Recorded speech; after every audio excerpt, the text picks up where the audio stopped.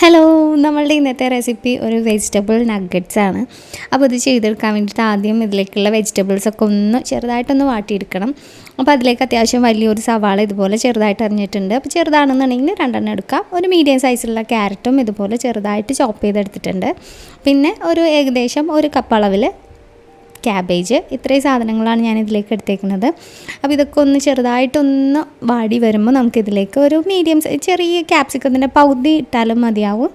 അപ്പോൾ ക്യാപ്സിക്കത്തിൻ്റെ ടേസ്റ്റ് ഇഷ്ടമില്ല എന്നുള്ളവർ അവോയ്ഡ് ചെയ്തേക്കാം കേട്ടോ. അപ്പോൾ അതിലേക്ക് ആവശ്യത്തിന് ഉപ്പ്, 1/4 ടീസ്പൂൺ അളവിൽ മഞ്ഞൾപ്പൊടി, പിന്നെ എരിവിന് ആവശ്യമായിട്ടൊരു 3/4 ടീസ്പൂൺ അളവിൽ മുളക് പൊടി, പിന്നെ നമ്മളിതിലേക്ക് ഒരു 3/4 ടീസ്പൂൺ അളവിൽ കുരുമുളക് പൊടിയാണ് ചേർക്കുന്നത്.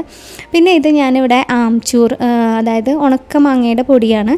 അതില്ലാന്നുണ്ടെങ്കിൽ നാരങ്ങ നീര് ചേർത്താലും മതിയാവും. ഒരു ചെറിയ പുളിപ്പിന് വേണ്ടിയിട്ട് ചേർത്തതാണ് കേട്ടോ.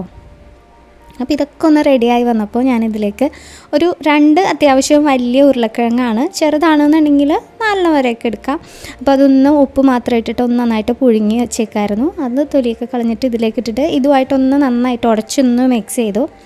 മിക്സ് ചെയ്തിട്ട് നമ്മൾ ഇനി ഒന്ന് ചൂടാറാൻ വേണ്ടിയിട്ട് കുറച്ച് നേരം ഒന്ന് മാറ്റി വെച്ചിട്ടുണ്ട്. അപ്പോൾ ഏകദേശം ചൂടാറിക്കഴിഞ്ഞപ്പോൾ ഞാൻ അതിലേക്ക് ഒരു 4 ടേബിൾ സ്പൂൺ അളവിൽ ബ്രെഡ് ക്രംസ്, ബ്രെഡ് ഒന്ന് പൊടിച്ചിട്ട് ചേർത്ത് കൊടുത്തിട്ടുണ്ട്. അപ്പോൾ നമ്മളത് മിക്സ് ചെയ്തിട്ട് നമ്മൾ കൈക്ക് പിടിച്ചിട്ട് ഷേപ്പിലേക്ക് ആക്കാൻ പറ്റിയ ആ ഒരു രീതിയിൽ വരെ നമുക്ക് ബ്രെഡ് ക്രംസ് ചേർത്ത് കൊടുക്കാം. പിന്നെ നമ്മളിവിടെ ഇത് ഡിപ്പ് ചെയ്യാൻ വേണ്ടിയിട്ട് മുട്ടയ്ക്ക് പകരം ഞാനിവിടെ ഒരു 2 ടേബിൾ സ്പൂൺ അളവിൽ കോൺഫ്ലോറും ഒരു 3 ടേബിൾ സ്പൂൺ അളവിൽ മൈദയാണ് ചേർത്ത് കൊടുക്കുന്നത്. അതിലേക്ക് ആവശ്യത്തിന് ഉപ്പും പിന്നെ കുറച്ച് കുരുമുളക് പൊടിയും കൂടി ചേർത്തിട്ടുണ്ട്. വളരെ കുറച്ച് മാത്രം വെള്ളം ഒഴിച്ചിട്ട് നമ്മൾ ഒന്ന് മുക്കി ഒരു ചെറിയൊരു കോട്ടിങ് കിട്ടാൻ പാകത്തിന് വെള്ളം ഒഴിച്ച് ഒന്ന് മിക്സ് ചെയ്തെടുക്കുക. അപ്പോൾ ഈ ഒരു പരുവത്തിൽ ഞാനിവിടെ മിക്സ് ചെയ്ത് വെച്ചിട്ടുണ്ട്. ഇനി നമുക്ക് ഇതിൽ നിന്ന് ഓരോ ഷേപ്പ് ഓരോരുത്തരുടെ ഇഷ്ടത്തിനനുസരിച്ച് ഓരോ ഷേപ്പിലേക്ക് മാറ്റിയെടുക്കാം. അപ്പോൾ ഞാനിവിടെ ഒരു ചെറിയൊരു സ്ക്വയർ ഷേപ്പിലേക്കാണ് കേട്ടോ മാറ്റിയെടുക്കണം. അപ്പോൾ നിങ്ങൾക്ക് ഇഷ്ടമുള്ള ഷേപ്പിലേക്ക് നിങ്ങൾക്ക് മാറ്റിയെടുക്കാം. അതുപോലെ ഞാനിവിടെ എല്ലാം ഒന്ന് മാറ്റിയെടുക്കാൻ പോവുകയാണ്.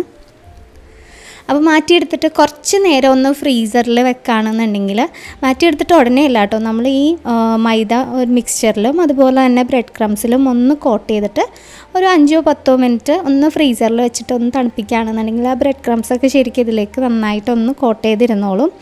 നമ്മൾ എണ്ണയിൽ ഫ്രൈ ചെയ്യുമ്പോഴത്തേക്ക് ഒരുപാടൊന്നും വിട്ടു പോകില്ല. അപ്പോൾ അതിന് വേണ്ടിയിട്ട് ഒരു 10-15 മിനിറ്റ് ഫ്രീസറിൽ കുറച്ച് നേരം വെച്ചാൽ മതിയാവും.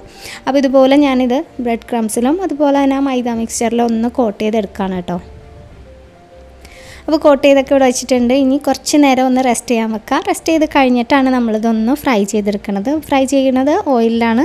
ഒരു പകുതി മുങ്ങുന്ന വിധത്തിൽ ഓയിൽ ഒഴിച്ച് കൊടുക്കുക. അതുപോലെ 2 സൈഡും ഒന്ന് മറിച്ചും തിരിച്ചു വിട്ടിട്ട് ചെറിയൊരു ബ്രൗൺ കളർ ആവുന്ന രീതിയിൽ ഒന്ന് ഫ്രൈ ചെയ്തെടുക്കുക.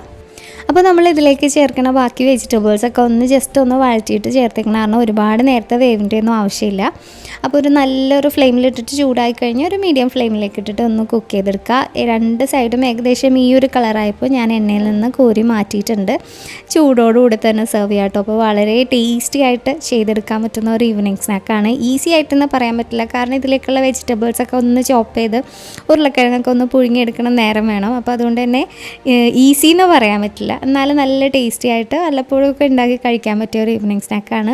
നിങ്ങളിതൊന്ന് ട്രൈ ചെയ്ത് നോക്കുക. ട്രൈ ചെയ്ത് നോക്കിയിട്ട് ഫീഡ്ബാക്ക് അറിയിക്കുക. അതുപോലെ ഈ റെസിപ്പി ഇഷ്ടമായിട്ടുണ്ടെങ്കിൽ വീഡിയോ ഒന്ന് ലൈക്ക് ചെയ്യാനും നിങ്ങളുടെ ഫ്രണ്ട്സിനും ഫാമിലി മെമ്പേഴ്സിനും ഒക്കെ ഒന്ന് ഷെയർ ചെയ്ത് കൊടുക്കാനും മറക്കരുത്. വീണ്ടും ഇതുപോലുള്ള മറ്റൊരു വീഡിയോ ആയിട്ട് ഇനിയും കാണുന്നവരെ stay safe, take care, by.